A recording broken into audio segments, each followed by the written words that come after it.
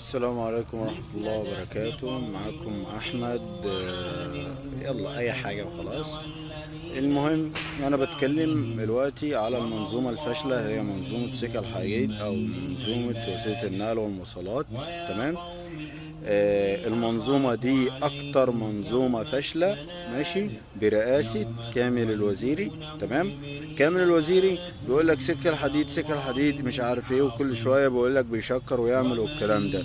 دليل على ذلك انقلاب القطر في القرية اللي أنا فيها في الصعيد، في طهطا، مركز طهطا. تمام. مركز قرية الصوامعة.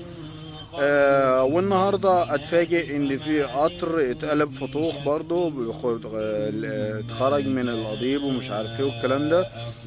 انا عايز افهم، دم البني ادم رخيص؟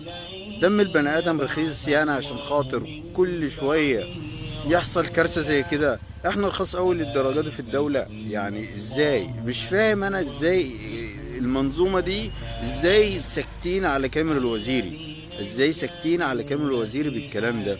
يا جماعه بعد اذنكم بعد اذنكم انا اناشد جميع المسؤولين التحرك فورا، يعني اتخاذ اجراء فورا ضد الكلام اللي بيحصل ده.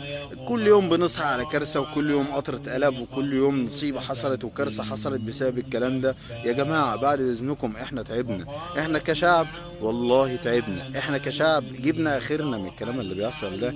بعد اذنكم احنا عايزين حل.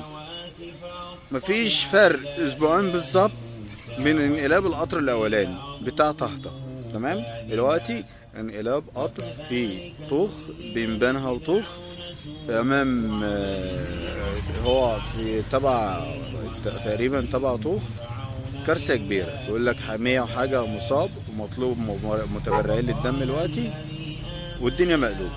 انا عايز افهم احنا هنفضل لحد امتى؟ كل يوم كارثه بتحصل، كل يوم قطر بيتقلب، كل يوم قضيب، كل يوم قطر خرج قضبان، قطر ركب على قطر.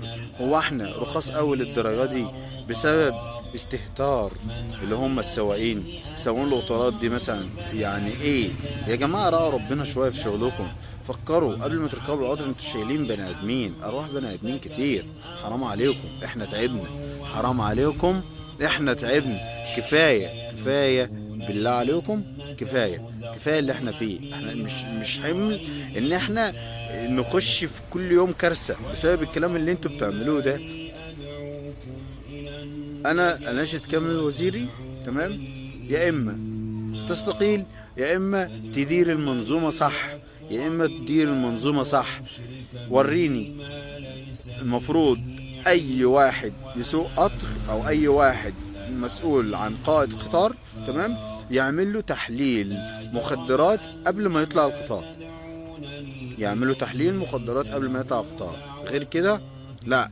احنا مش لعبة في ايديكم، احنا مش لعبة في ايديكم. ما اسمحش. عمرك شفت في دولة بره ان في كارثة حصلت بسبب الكلام ده؟ شوفوا بس بشاعة المنظر عاملة ازاي، يعني الطريقة اللي هم بشاعة المنظر، حتى القطر مقلوب ازاي، الناس تحت القطر، الناس اتفرمت، الغلابة كل يوم ميتين، كلنا ميتين. احنا مش ارخاص للدرجة دي مع الناس دي.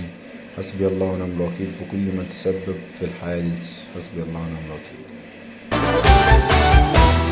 بلدي يا بلدي وانا نفسي اروح بلدي.